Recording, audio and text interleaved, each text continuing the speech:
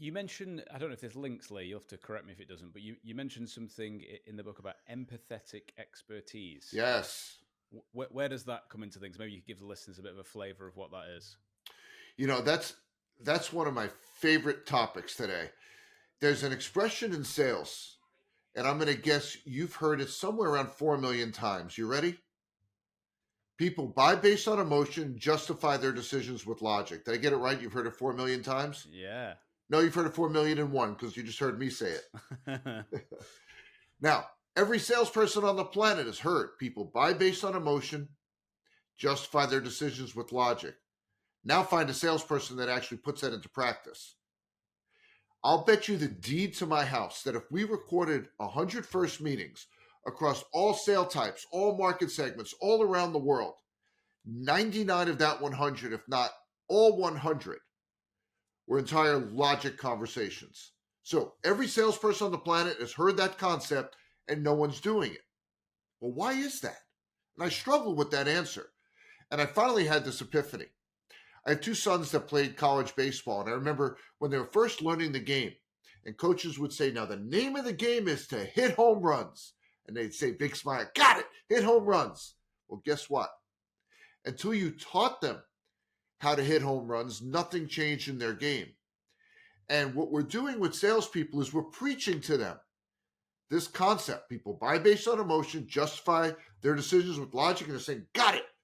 But we're not teaching them how to put this into practice. And I'll give you an example. One of the questions we commonly ask is something like, what's the biggest challenge that you face in your business today? That's a fact-based question. We're going to get information as a result of that. But what if we phrase the question like this? Zach, what is that one thing in your business, the one thing that you're like, oh, I got to figure this out? What's that one thing? I mean, here we are in a podcast, right? A fictitious environment, if you will. But you felt that question, didn't you? And the information you're going to share back with me, I'm not just going to get information. I'm going to get color, flavor, texture. I'm going to know how you feel about what you share with me. Because emotion is the deal energizer. If we're only having logic conversations and you wonder, why did my deal just stall out? Why did it go nowhere? It's because we haven't aroused enough emotion to energize that deal.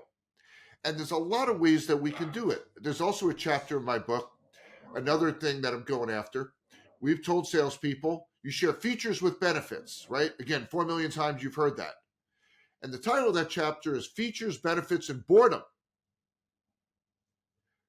Again, we're back into lecturing. No one wants to sit through that. In a discovery, when we think about discovery, we think about what am I going to tell them? In a consultation, the question we ask ourselves, what do we want them to remember? What do we want them to remember?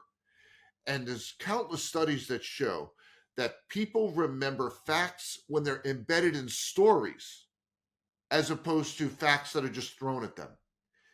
So what we want to master is the skill of storytelling.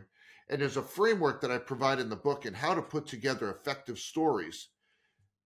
Much more memorable, much more engaging, and they're emotive stories when we put them together so they become memorable and it helps to further energize the deal.